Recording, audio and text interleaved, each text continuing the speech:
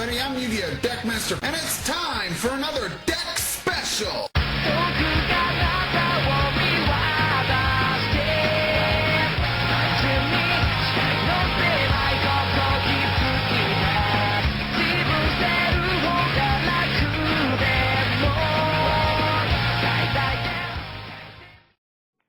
Hello everybody, I'm Yu-Gi-Oh! Deckmaster 41, aka Jason Lee. I know I don't upload very often, but I figured, I got a few new concepts I'm working on. Traptrix engine, similar to the tag deck I uploaded a while back. Less brickier because generators are naturally bricky. So this time around, I'm bringing you Traptrix Artifact. It's basically Traptrix with the bigger artifact package. So, if you comment below which one you like, and the one that gets at least 2 or more, likes, will get this. I have several other versions. I can do a totally awesome Paleozoic style build. No frogs, but it'll run Paleozoic in a way to get to Toad. I can run an Outledge version. If you want to go a little meta, that's a fun build. Let's see, I could also do a generator. And I probably have some other variants I can also show off.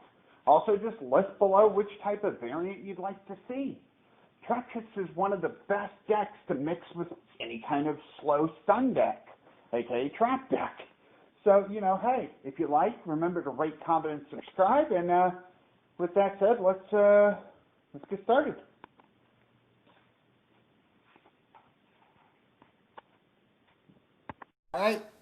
All right, this is a 44 card deck build. Because the artifacts in Double or Nothing are kind of bricks, I wanted to increase the odds of not drawing them. There we go. All right, so we'll start off with engines first. We got, of course, 3 Traptrix Marmello, the best card in your deck, hands down. When this card is normal summoned, you're going to get a trap hole from your deck. You run 3 targets. Don't want to run too many. Gets kind of bricky unless you're going a pure Traptrix build. And when special summoned, this card here has a unique effect of mandatorily attempting to pop an opponent's back row. What does that mean? Very simple. When she's special summoned, she will activate her effect and resolve as much as possible. If your opponent has a back row, you are forced to pop it. If they don't, it'll fizzle, but it'll still activate. So this is always good for the link, but keep in mind if your opponent has back row that they can get benefits from when destroyed, you have to destroy, so... We got 3 Traptrix Dionea. This one is the AK Wolf Bark of the deck. When it's normal summon, it special summons a Traptrix in defense, and it does not negate their effect, so Marmello will still attempt to pop. And when special summons, she'll set a trap hole, from the grave to your field, but it banishes itself during the end of the next turn. I wish, because you special summon her on your opponent's turn mostly, I wish it would banish at, when it leaves the field. Or at least could be activated the turn it's set. In most cases, you set a trap hole, it's going to get banished because on your turn, your opponent's not going to be special summoning. Rare exceptions. I do not run Mantis in this build because the new support hasn't come out. The new Traptrix that can special summon herself. That makes Mantis good. Otherwise, Mantis is kind of a brick. Anything you search, you can't use until the following turn, until that card comes in. With the link too, might I add. For the trap hole options, I run 1 Gravedigger, which basically says if your opponent activates a monster effect in the hand, grave, or banish zone, you negate and inflict 2,000 burn. Don't destroy though, so the card's still in their hand, or grave, or banish zone. But you do negate the effect and burn them for 2,000. That's pretty good. And can win games. I run 1 Time Space Trap Hole. If your opponent would special summon a monster from their hand or the extra, shuffle them back into the deck, but you take 1,000 per. The per part really is only going to happen on like a pendulum summon. You might get multiples, but in most cases it's just, 1,000 to shuffle 1 back. And when Floodgate, any monster your opponent summons is flipped face down and cannot change their mode. And I should say monster or monsters. The trap holes, honestly, besides Gravedigger, which I feel is mandatory, you could really run anything from Void to Bottomless to hell, regular trap hole, whatever's you fancy. Though these, in my opinion, Floodgate and Time Space are the best options. Though some builds will run things like Trap Hole Nightmare or Void Trap Hole, Bottomless. Again, preference. I choose to run the Traptrix engine. That's the main concept of the deck, which makes it kind of broken. It's a trap deck that searches traps. This card here lets you banish a normal trap from your deck and then set another copy of that banished trap to your field, and you can use it this turn. But after this card resolves, you only get one more trap activation. It can either be the one it's set or any other trap you have, but after that's used, no more traps for the turn. But it tutors out almost everything but the trap holes in your deck. And that is so good. Then we'll go ahead and go into her extra link, their extra deck, not link, cards. You got Traptrix Sarah. This is specifically the Traptrix portion. She takes one Traptrix to go into, has a downward arrow. She's a plant. Not that that matters much. But if a normal trap is activated, any normal trap, she'll special summon a Traptrix from the deck, hence usually Marmello. And if another Traptrix besides Sarah's effect activates, you can set a whole normal trap, aka trap hole, from your deck to the field. Sadly, still can't use it that turn, but excuse me. But you know, you get another trap hole on the field. Hence, why Marmello is so good. You're going to special summon Marmello out. She'll attempt to activate. Even if your opponent doesn't have a back row on the field, she'll still activate and then fizzle. Sarah will recognize the activation and therefore set a trap hole card. And that's pretty much it for the Traptrix portion. Now we go to the artifact portion. We got one artifact Scythe.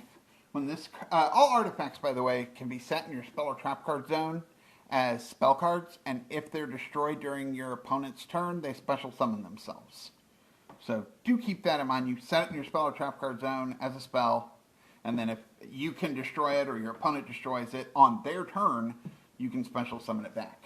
And then they have their unique effect. His unique effect is if he special summoned on the opponent's turn, by any means, your opponent is locked out of their extra deck for the turn. No extra deck summoning. Link, Fusion, Synchro, Exceeds, nana. Then we run one Moral Taff. Moral Taff has the effect that when it's summoned, it will destroy one card on the field. Sadly, the destroyed part does happen, as does the Scythe effect, happens in a new chain. You'll summon, resolve everything else, and then in a new chain, lock them out of the extra deck, or pop a card on the field. It does not target. It does, I believe, have to be a face-up card, though. Think Golden Conquistador of the Golden Land.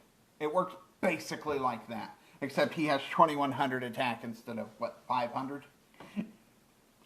And to help get them out, you run 3 Artifact Sanctums. Sanctum prevents you from doing your battle phase the turn it's activated. Oh my god! But you're going to be doing it on your opponent's turn, so that don't matter.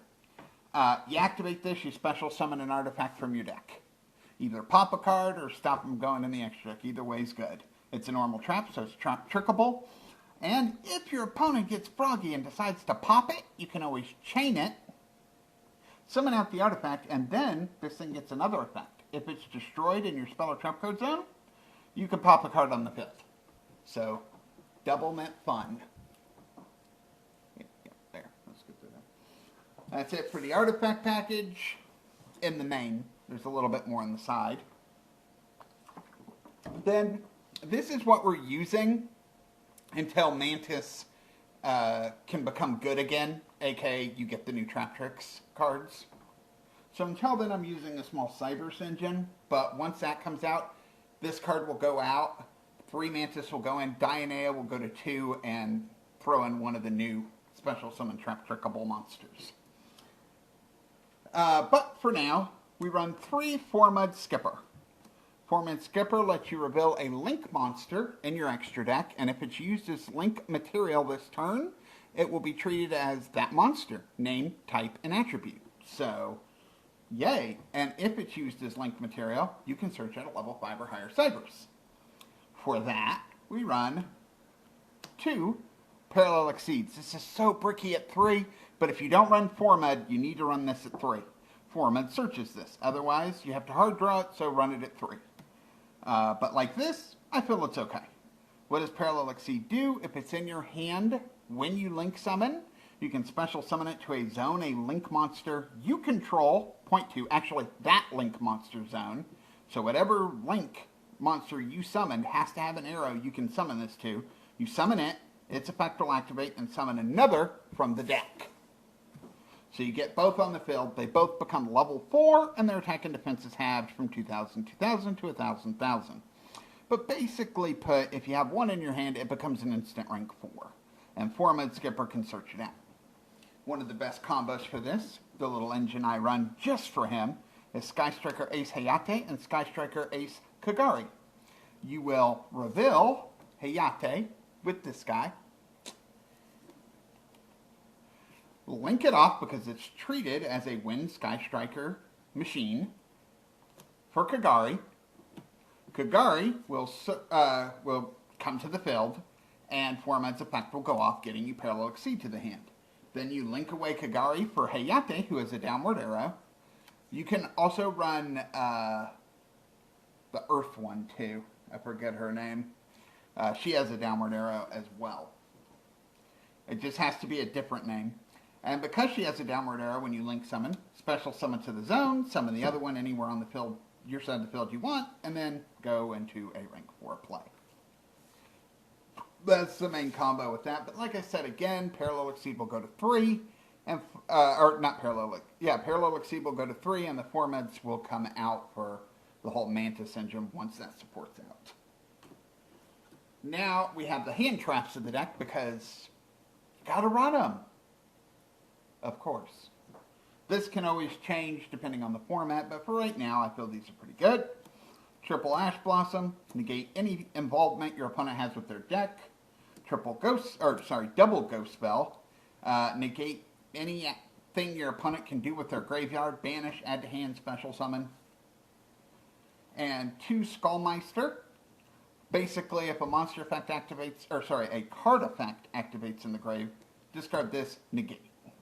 I say card effect because this will stop Eldritch Spell or traps. This will stop Burning Abyss and Phantom Knight monsters or anything of the such. And then we run 2 Infinite Impermanence. You can run 3, but right now Infinite Impermanence is just not as good.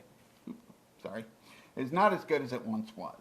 I do have 3, and if you prefer to run 3, go ahead. It is a trap card that can be searched with Traptrix, but it's just really not that good. People can play around it too easily. But that's why I run 2. To fit in some hand traps that are a little harder to play around. You got the Double or Nothing for the Utopia Double OTK. Let me just scoop that back a little. For the leftovers, then you got 2 Ice Dragon Prisms. This lets you special summon a monster from your opponent's grave. Its effects are negated. Then you can optional banish 2 monsters on the field, 1 on yours, 1 on your opponent's, that have the same type. So normally you're going to target a monster in their grave, special summon, banish it, and 1 monster they control that's the same type. Get rid of 2 problems. But you could just keep the monster you special summon as linked material or attack with it. You just can't use its effects. This is a way to out Dragoon. Because you'll target Dark Magician, special summon Dark Magician who's a spellcaster, banish him and Dragoons because this does not target or destroy. As long as you bait out the negate. Also can work on things like Abramax. If you target a Cybers in their grave, Macabre, Machine. As long as you can work around their negate, this is an out to a lot of things. Now, if you can't afford this, it is about 30 bucks each. The Imperms, I guess you could play Lost Wind if you couldn't afford the Imperm. For the Ice Dragon Prisons, maybe Compulse, but you really are shorting yourself on outs to things like Dragoon. Then we got 2 Heavy Storm Duster. I main these because if I draw the artifacts, I don't want them to be dead. I set them in the Spell or Trap Zone, can Trap Trick this son of a bitch out, and then pop 1 card they got, 1 artifact I got. On their turn, it special summons itself and does things. Also, it's a slower format, so trap decks are a thing. I run 2 Dynamiscus. Honestly put, I just like its spot removal. You target a face-up card, discard a card, banish a card, banish the target. It does target, but it can out things like Mystic Mine or Vanity's Ruler. Is that the new one? This is an out to Vanity's Ruler, which is kind of nice. And it's trap-trickable. Also, while it's in the grave, if you activate a normal trap, it'll special summon itself out as a level 2 water aqua monster that's unaffected by monster effects, which can be used for link plays. Then it's just too good of a card not to run. You don't really care too much. 3 Torrential Tributes. Your opponent summons something, you nuke all monsters in the field die. One thing you should know is Traptrix Sarah, something I forgot to mention, when she's link summoned, she's unaffected by traps. So she won't die. Everything else might, but she won't. And once your artifacts have kind of done their thing, do you really care? And then you run triple Shades of Brigadine.